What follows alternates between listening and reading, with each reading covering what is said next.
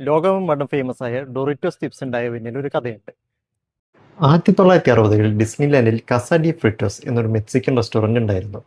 ഈ റെസ്റ്റോറൻറ്റിലെ പാചകക്കാരൻ ബാക്കി വരുന്ന ഫ്രഷ് ടോർട്ടില്ല ബ്രെഡ്സ് എന്നും ഗാർബേജിൽ കളയുമായിരുന്നു.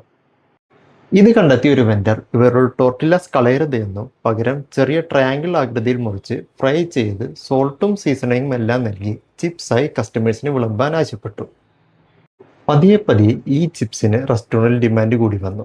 ഒരിക്കൽ ഡിസ്നിലാൻഡിൽ എത്തിയ ഒരു ഫ്രിറ്റോല എക്സിക്യൂട്ടീവ് ഇത് രുചിച്ചു നോക്കിയതോടെ അദ്ദേഹത്തിന്റെ മനസ്സിൽ ഒരു ബിസിനസ് ഐഡിയ തെളിഞ്ഞു. അദ്ദേഹം തന്റെ സുപ്പീരിയേഴ്സിനെ ഈ ഐഡിയ പിച്ച് ചെയ്തു. റെസിപ്പി പോളിഷ് ചെയ്ത് ഡൊറിറ്റോസ് എന്ന പേരിൽ ചിപ്സ് ഇറക്കുകയും ചെയ്തു. ഇന്ന് നൂറുകണക്കിന് രാജ്യങ്ങളിൽ വിറ്റഴിക്കപ്പെടുന്ന ഈ ചിപ്സ് പണ്ട് വിറ്റുപോകാതെ കളഞ്ഞിരുന്ന ടോർട്ടില്ല ബ്രെഡ്സിൽ നിന്നും ഉണ്ടായതാണെന്ന് പറഞ്ഞാൽ ആരെങ്കിലും വിശ്വസിക്കുമോ? നമ്മൾ മൂല്യമില്ല എന്ന് കരുതി വലിച്ചെറിയുന്ന പലതും അമൂല്യമായ നിധികളായിരിക്കും. കൂടുതൽ ഇൻട്രസ്റ്റിംഗ് ഫാക്ട്സിനായി അടുത്ത വീഡിയോയിൽ കാണാം.